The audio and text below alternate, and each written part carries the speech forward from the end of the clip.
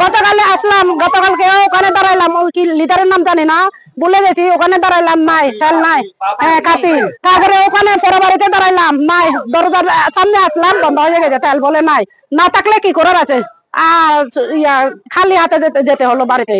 তাতে নাই বা সারাদিনটা এক মুঠো বাস খেতে পারি না কালকে তেলের অপেক্ষায়। 7টা বাজে আইলাম, এখনো বর্তমানে লাইনত দাঁড়াই, এখানে কোনো তেল পাইলাম না। এখন কয়টা বাজে? এখন তো 10টা বাজে গেছে। আপনি কতক্ষণ দাঁড়াইছিলেন? তাহলে 3 ঘন্টা পর্যন্ত দাঁড়াই রইলাম। আসসালামু আলাইকুম।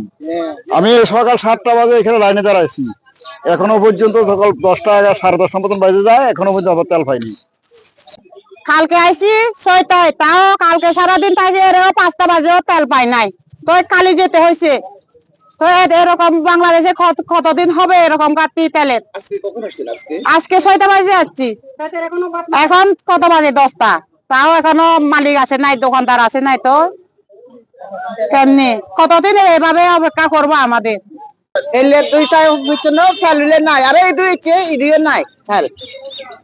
আমরা আসি 8টা বাজে, 2 ঘন্টা হলে প্রায় 10টা বাজে। এখনো তেল দেওয়ার কোনো ইয়া নাই, কোনো লোক নাই, তেল দেওয়ার মানুষ নাই।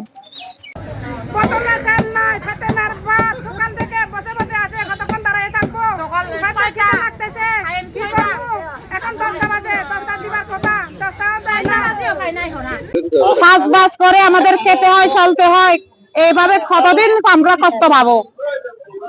খানা জানা কিছু নাই, সকালে পানি এলো খাই নাই, বোতলে তেল নাই, পেটের নাই বাপ।